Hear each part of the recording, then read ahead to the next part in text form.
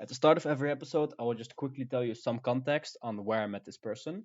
So basically, on my travels to Ghana, with the nonprofit I was working with, we were going past hospitals, and this guy was the receptionist of one of the hospitals that we were working with. He was a super nice guy, 24 years old, and I thought, why not have a conversation with him about manhood? Because it was something I was interested in Ghana because I saw there that there was a big difference between men and women and their roles in society, something that we don't see as much anymore in the West. And Nat, the guest of the episode, was not really a typical masculine guy or anything like that. So that's why I thought would be interesting to speak with him about this. And it ended up being a really interesting conversation. At first, I just let him introduce himself, but then we dive as quick as possible into the topic. Enjoy the episode.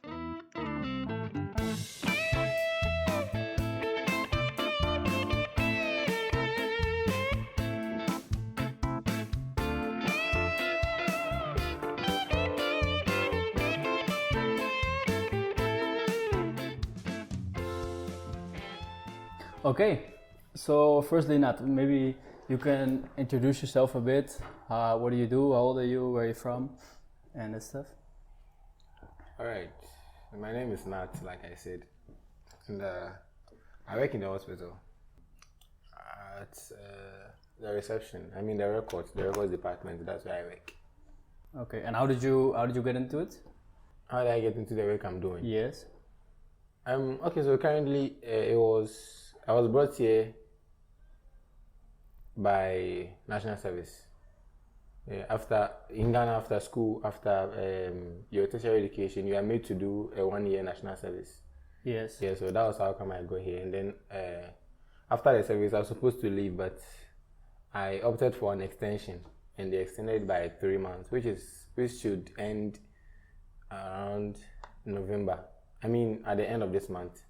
So after November, my contract literally has expired. So I may either leave or I would apply for another extension. That's if I'm given. So I'm not actually a permanent worker. Ah, okay. Yeah, I'm just a temporary worker. But I've heard it's not really easy to get a job here, no? It's very difficult. I Yes. mean, very, very, very difficult. And do you want to keep doing this if you have the opportunity to? Do you want to keep being a Oh receptionist? yes. Actually, it's because of the hardship and then the situation in this country makes choices very limited. Yeah, so if you're lucky to actually get something doing, which might not actually be something that you want to, you still have to, because that's the only opportunity that you have. Yeah. Do you get me? Yeah. You basically you have to go with whatever. Yeah. If you can make money, then yeah, that's how it seems like.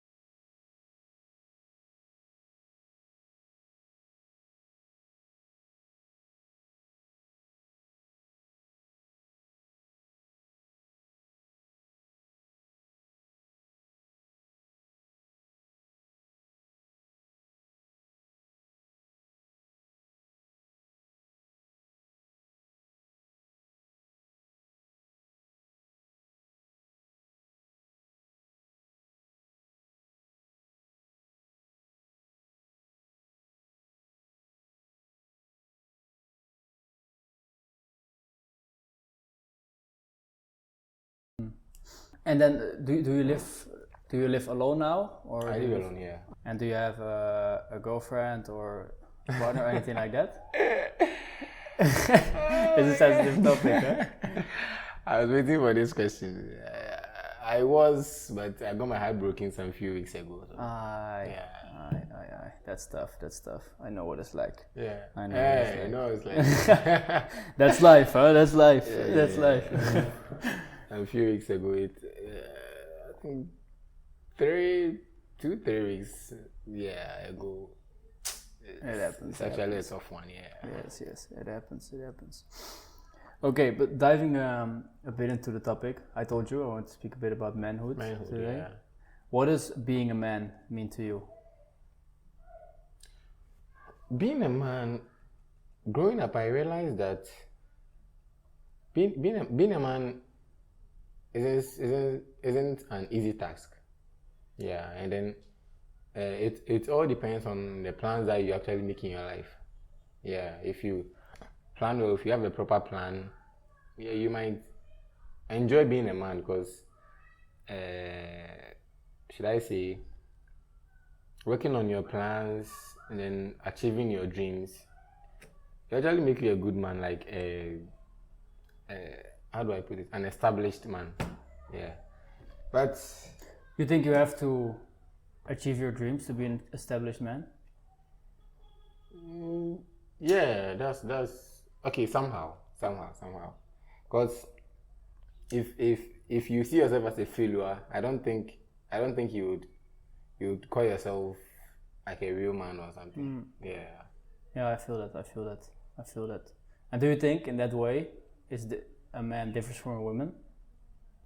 Okay, I think when it comes to the side of women, they really have not much problem as compared to man, because a woman can just be there and meet fortune one time.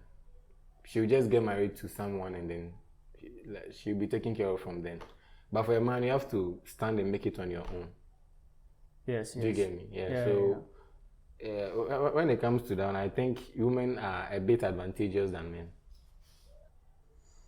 And do you think in terms of opportunities, because imagine here a man has dreams and has goals and a woman has dreams and has goals. Do you think the man has more chance to go after it, or the women has more chance to go after it? Or do women even pursue their dreams here? Nothing stops a woman from achieving her dreams. Like nothing stops her, because there are some women in this country who even pause school to get married and give birth and still continue. Yeah, so nothing actually stops a woman from achieving her dreams unless she decides to end it all and then focus on marriage and career and stuff. But nothing actually stops either gender from achieving their dreams. I agree with that. I think it's an interesting one that you say, like that for a man, if I understand correctly, tell me if you didn't mean this, but that for a man it's more important to go further to achieve your dreams, to become an honorable man, because that's what you have to do. You cannot that be. You have, that's all you have. That's all you have. Yeah. But a woman has a secondary opportunity. Yeah, a woman can latch on a man and then that'll be all. Yeah. A woman can just be there and then we'll get married to let me say in quotes a rich man, and then she'll be done. So she can actually decide to end it wherever she has gotten to. But for a man, you have no such opportunity. Yeah. Yeah. You can marry a rich woman. Which is very rare. It's very rare. Very rare. Especially in our part of the world, it's not easy. Yes. In Europe, in Netherlands, I think it might be a common phenomenon, but in Ghana, you know, it's an interesting one. That's why I want to speak about this as well, because for me back home, everyone is really pointing towards men and women have to be equal in everything, you know? So they have to be so much equalized that the natural differences are kind of not pushed in the background, you know? And that's the interesting part for me. But then moving on, being a man, do you think honorable man, does it come with showing emotion? Can you show emotion as a man? Personally, showing emotion is an emotional something. It's an intrinsic something. Yes. Yeah, it's inward, and then. But when it comes to showing emotions, I don't think it's gender biased, because there are some girls who are very tough, and then there are some guys who are very weak emotionally. Personally, I'm very weak emotionally. Yeah, issues really get to me. Like I was talking about the heartbreaks a few weeks ago, Charlie. I was really really broken. Yes. Yeah. So when it comes to emotions, I think it's not gender biased. A heartbreak can be tougher for a man than for a woman, and the other way around as well. Exactly. It depends. Exactly. But I mean, for example, because you're a man, do you show it in a different way than being a woman? Should men show their emotions differently than women? No, I think anyhow it comes, anyhow the emotions comes, I think you can show it. Anyhow it comes. It's not. I don't think showing emotions outside makes you weak if you're a man. So if it comes and it's uncontrollable, you just show it and then you go. But for example, okay, let me paint a picture here. Okay. I think you have to give me a scenario. Yes. Imagine you have a family, right? You have a woman, you have kids, and you are in a dangerous situation. And you're in a very dangerous situation, and of course, maybe an intruder comes in your house, and he has a knife, whatever. It's a dangerous situation, and it is, of course, I mean, I would be scared. I think you will be scared as well. Yeah, sure. But should you, as a man, then show, and your wife is also scared, your kids are also scared, should you then, as a man, show that you are scared? That's a tough one. I see. Wow, that's interesting. Well, in situations like that, I think you have to. Should I say be a man? Because we are talking about manhood. Okay, in cases like that, you have to be a bit tougher than the woman. Just a bit. That's if you can.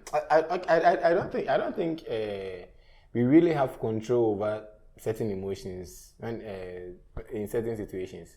Yeah. So let's say an intruder comes here with a knife. Yeah, I'll be scared. She'll be scared. But if you're able to control it, I think that's fine. But personally, if I'm over emotional, it's uncontrollable. It's not controllable. Yeah, that's if I'm really, really emotional. It's uncontrollable. And then going further on the topic and on having a family and a wife and that stuff, should the man, or should you as the man, provide for the family? Is that your responsibility to provide? Society has made me believe that it's the sole responsibility of a man to provide for the family, and then for a woman to just be his helper. Yeah, that's how the society has made us grow to believe, which is actually true. Because, but the mistake that in a part of the world they make is that when a man decides to be a sole provider, the woman though may be earning something or maybe also earning money or something like that, she will decide not to support. But if you're able to have a wife that's supportive, fine. But if it comes to provision like providing for the family, I think a man should be able to do that. Yeah, for the wife to support. Yeah, and that's in terms of financial. But how do you feel about supporting and protecting? For example, in that situation of the intruder, is it your responsibility as a man to be the one defending? Sure, yeah, that's your responsibility. You need to. You are the man of the house, so you need to. I agree with that one. 100%. And then I'm curious, is it important to you you said before, being a fulfilled man, is it important for a man to be strong? Not financially, to be strong mentally and physically? Yes, yeah. I should believe that it's very necessary to be strong mentally, but when it comes to physical, if you are not strong, you are not strong. Yeah, I mean, you can change it, no? How? Like keeping it fit or something? Yes. Okay, that one is there, but then, I mean, when it comes to strength, when it comes to strength, there are even girls who are stronger than men. I follow wrestling a lot, and there are women who are stronger than men. Yes. When it comes to physicality, I think if you are gifted the strength, fine, but if you otherwise you find a strong woman to protect you. You get me? Alright. Yes, it's like that. And mentally, do you feel that as a man you should be mentally stronger? As in, taking a situation of the intruder again, I think it's an interesting one. You may be scared, and you may be very scared, and your wife also. But should you then be able to control your emotions more, to control that fear? So you have a lot of fear, but as a man, should you then be able to control it and to, okay, I have this fear, but fuck it, I'm gonna still protect my family and do something about it. Okay, yeah. I think I should actually be positive about that one. Because you need to protect the family. So in such a situation, I think you need to find ways and means to keep your family protected. Okay, then final question about this topic. I'm curious about this one. Imagine you have a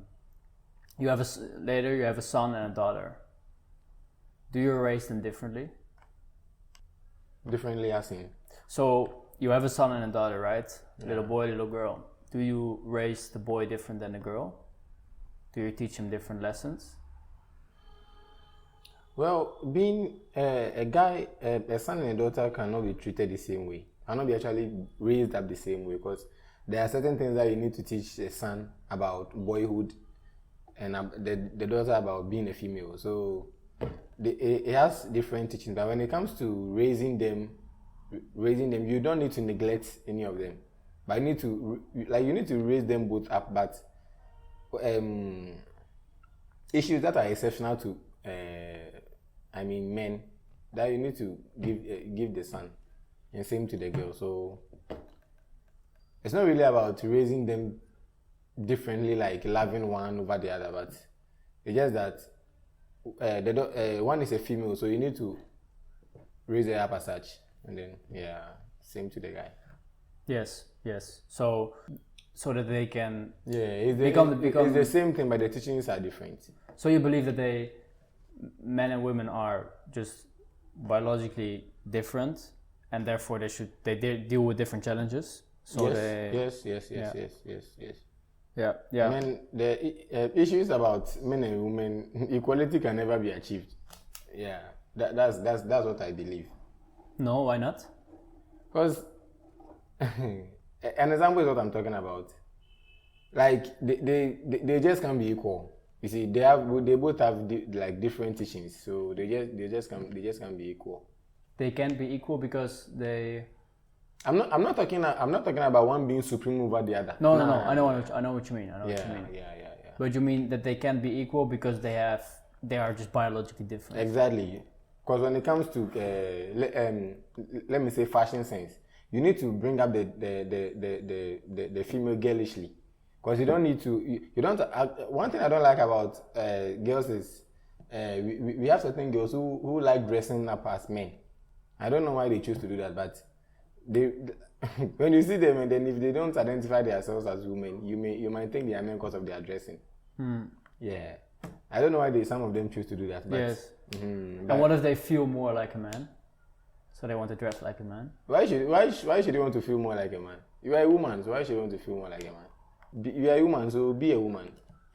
So you can dress girlish and still be a woman and still look smart. Yeah. So you should.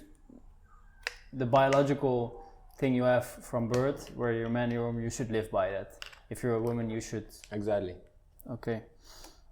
Okay. Then finally about this topic. Now I'm curious. Imagine you get to speak to yourself 5 years ago. So you could give one advice to yourself 5 years ago. You can say something to yourself when you were 19. What would you tell yourself to wrap it up? I shouldn't have had a girlfriend. I shouldn't have had a girlfriend. I just should have lived alone, because girls are unpredictable, and then they can switch up at any time. So, I don't know if commitment is the problem, but if I should tell myself anything like 5 years ago, I'll just tell myself that I shouldn't have been committed to a woman, because it was a tough one. Would you? Okay, so that's the only thing I can say for now. And then okay, I can also tell myself I don't actually expose the ills about the country, but uh, probably certain tastes and preferences would have changed. Yeah, it would have been different if I should have advised myself 5 years ago. Yeah, certain preferences would have changed. Like the course I studied in school, and then a lot would have changed. Like what? I give an example. The course I studied in school, the program I studied in school. Yeah, if I had a chance, I would have gone back to change it, but Yeah. Okay. yeah, I did it. So I have to just follow that line of work. Oh, I can correct it by pursuing a further degree in that, in any line of program that I want to. But where I find myself right now, yeah, if I was to advise myself, I would have pursued a program which would have favored me more. Yeah, Yeah. yeah. Yeah, I can imagine. And do you plan on changing it now? Now my focus is mainly on getting a permanent employment and then start life. It might, if I'm able to secure an employment in the here, within some years, I might pursue the program I'm talking about. Yeah, if not, if I'm to also find employment somewhere, I just go for it. Yeah. Okay. So the main issue we are dealing actually personally I'm dealing with is employment. That's my main Yes. issue. Yes. Yeah. It's difficult. It's Not really many difficult. opportunities. There are not many opportunities at all. Okay. And then finally, last thing, if there's one message you could give to the people listening, what would you say? Can be anything.